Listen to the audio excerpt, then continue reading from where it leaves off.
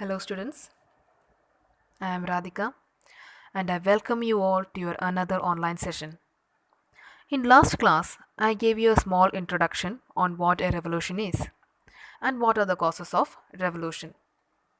We also discussed certain factors that promoted revolution in France.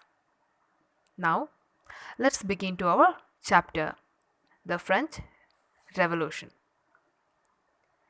If you have gone through your chapter yesterday, you must have noticed that this chapter begins by mentioning a date, the 14th July 1789.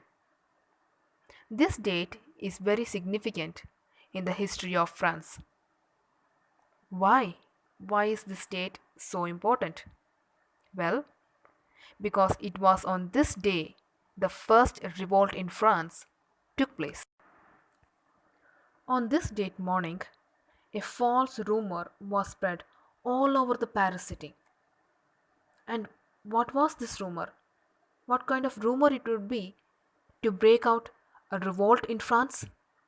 Let's see. The rumor was that the king had ordered all his military men to go to the city and kill its citizens. Now that is really a shocking rumor, isn't it? So what did the people do? Well, do you think they sat there waiting for the army men to come and kill them? No, obviously no. So they decided to go and attack the military troops before the military attacked them. And then around 7,000 men and women gathered and broke into a government building searching for arms and weapons to attack these army men or military troops. And then a large group of people they marched towards the fort prison Bastille because they thought that in this fort there was a lot of weapons, and thus the conflict between the people and the military men broke out. And in this conflict, the commander of Bastille he got killed. And did the people stop there? No. All the peoples from the Bastille were released, and also they destroyed and demolished the building or the prison Bastille. Now, why did they do that? They did it because this building, the Bastille, the fort prison, it was the symbol of power and despotism of French rulers. And in the following days also, many revolts took place in Paris. Now, let us rewind to a few years back, that is to the year 1774. On this day, the newly crowned King Louis XVI of Bourbon family came to power with his wife Marie Antoinette.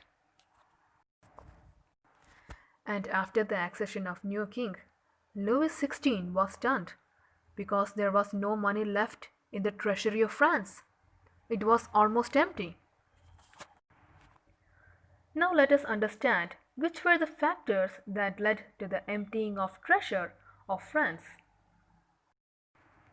First, long years of war, it completely drained the financial resources of the kingdom. Second was maintaining an extravagant court palace of Versailles.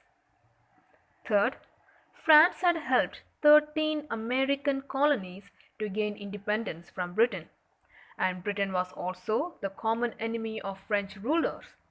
And this support for the American colonies costed a billions of livres.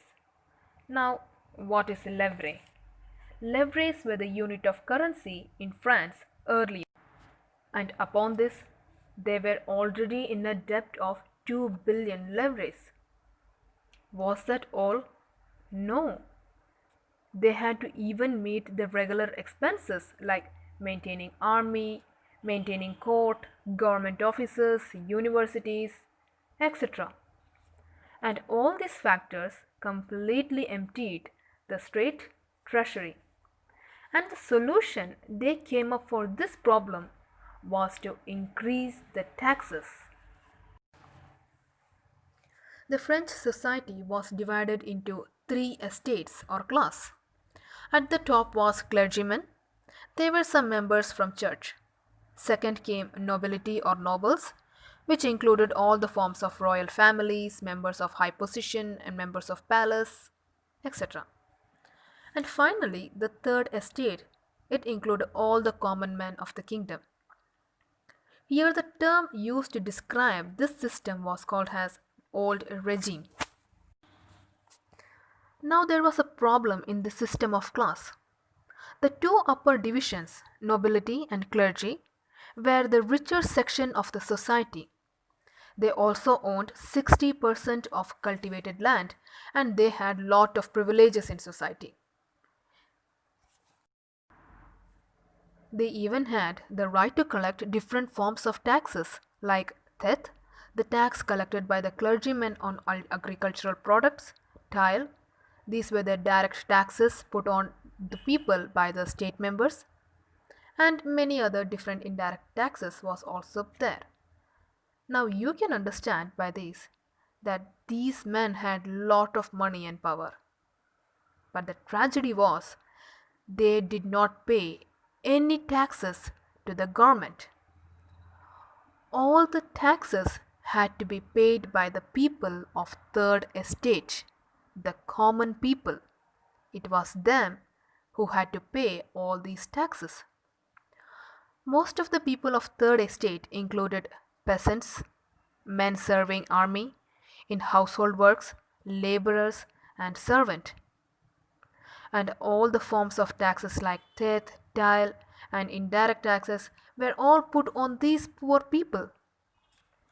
If you observe the textbook figure 3, you can understand the situation.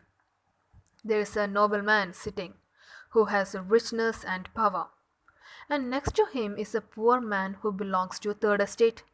This poor fellow, he's bringing all that he has, isn't it? He's bringing money, fruits, grains, everything. And this nobleman, he does not even care to look at this poor man's face. This was the tragedy of the society.